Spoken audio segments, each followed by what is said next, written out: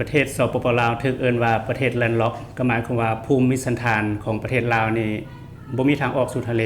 ในขณะที่ประเทศเพื่อนบ้านของพวกเราล้วนแต่มีทางออกสู่ทะเลเพราะฉะนั้น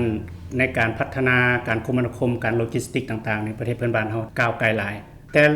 สมัยใดมาพรรคและรัฐบาลเราก็ให้ความสำคัญและพัฒนาเส้นทางคมนาคมโดยเฉพาะได้กำหนดยุทธศาสตร์ของประเทศก็คือจากแลนด์ล็อกให้กลายเป็นแลนด์ลิงก์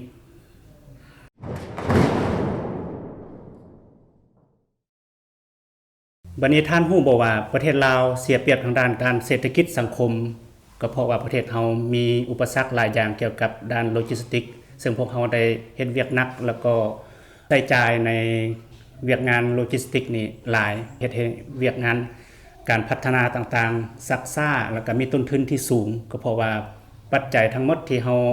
เอามาคิดรายเป็นต้นทุนของสินค้าและบริการต่างๆนอนอยู่ในต้นทุนโลจิสติกนี่สูงสมควรก็คือว่ามีการประเมินตัวเลขคร่าวๆประมาณ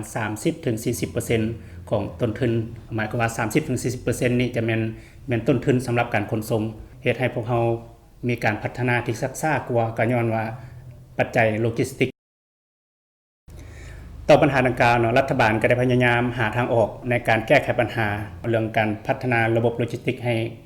ก้าวหน้าทันสมัยและเชื่อมโยงกับสากลให้มันหลายขึ้นโดยซึ่งปัจจุบันเราต้องยอมรับว่าการก่อสร้างเส้นทางรถไฟเป็นวิสัยทัศน์และก็เป็นการตัดสินใจที่ถูกต้องของพรรคและรัฐบาลของพวกเราเพื่อว่าจะช่วยในการแก้ไขคอร์ดพ่วงดึงการพัฒนาของเศรษฐกิจสังคมของบ้านเราก็คือพยายามเชื่อมโยงระหว่างสินค้าและบริการนำเข้าส่งออกเฮ็ดให้ต้นทุน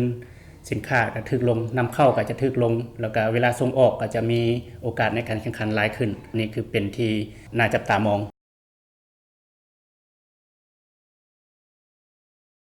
ซึ่งโครงการที่พวกเราเห็นอยู่นี่เนาะก็มีมูลค่าอยู่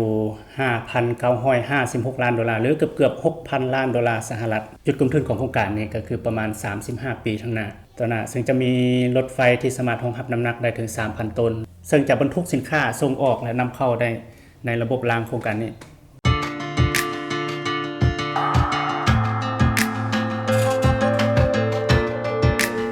สปป.ลาวได้สร้างสายผูกพันกับสปป.จีนแต่25 เมษายน 1961 เป็นต้นมาการร่วมมือทางด้านเศรษฐกิจการค้าก็ได้เพิ่มทวีการผูกพันทางด้านวิทยาศาสตร์เทคนิควัฒนธรรมการศึกษาก็ได้มีการเพิ่มทวีขึ้นเรื่อยๆ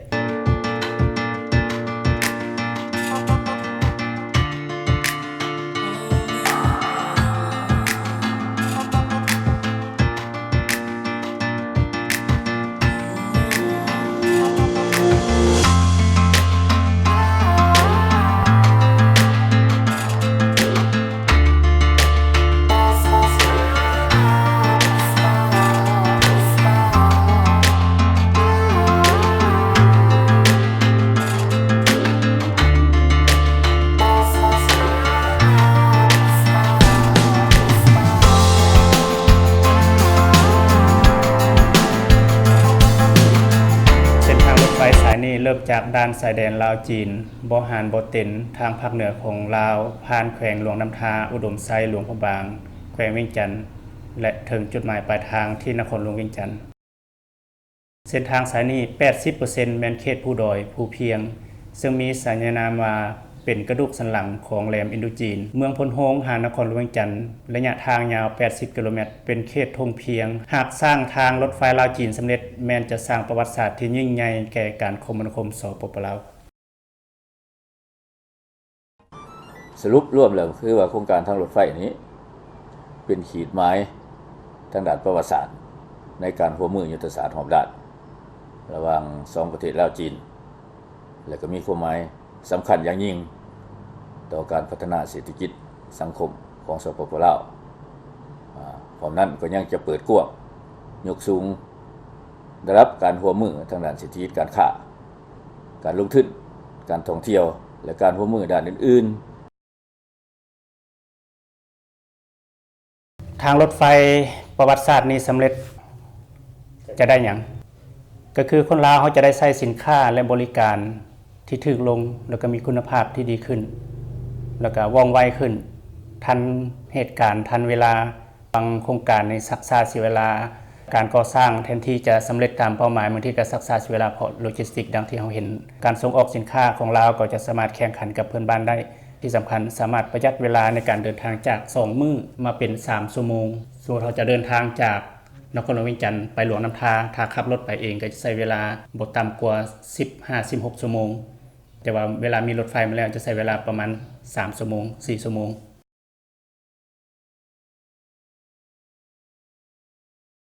อันต่อมาก็คือการพัฒนา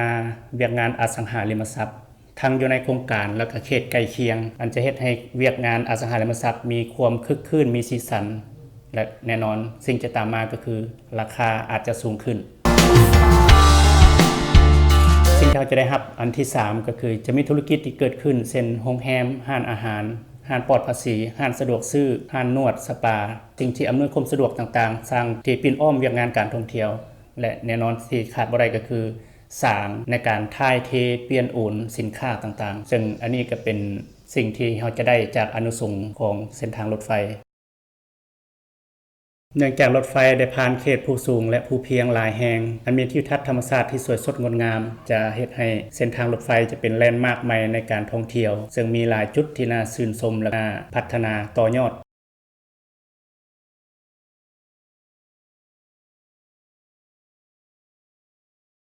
แน่นอนเนาะสิ่งที่ได้มาก็จะมีสิ่งที่ท้าทายในอนาคตมีสิ่งที่ได้มาก็จะมีบางสิ่งบางอย่างที่หายไปมีธุรกิจใหม่เข้ามาจากโครงการรถไฟก็จะมีสิ่งที่ค่อยๆหายไปเป็นต้นว่าการเดินของเส้นทางรถเมล์ประจำทางทางภาคเหนือก็อาจจะมีจำนวนน้อยลงอาจจะเป็นรถเมล์สายยาวเวียงจันทร์หลวงพระบางแบบนี้ก็อาจจะหายไปนักธุรกิจลาวเฮาก็จะต้องจำเป็นจะต้องได้ปรับตัวโดยเฉพาะเจ้าของรถเมล์เจ้าของสถานีรถเมล์ต่างๆก็จะต้องมีการปรับตัวจะมีการต่อยอดจากธุรกิจว่ามันมีท่าแห้งมาแบบนี้เราจะต่อยอดจากธุรกิจที่มีอยู่แนวใดสิ่งที่จะตามมาอีกตัวหนึ่งก็คือเวลาทางรถไฟที่ว่าแล่นแต่เหนือฮอดใต้เนี่ยสิ่งที่จะต่อยอดจากตัวนี้ก็คือการขนส่งแนวแนวกลางป่าจากใต้ขวาของแนวรถไฟเล็งแต่เหนือฮอดใต้ตัวอย่างจะไปเชียงขวางจะไปสัญญาบุรีก็ยังจำเป็นต้องได้ใช้รถเมล์รถขนส่งโดยสารปกติควบคู่กันไป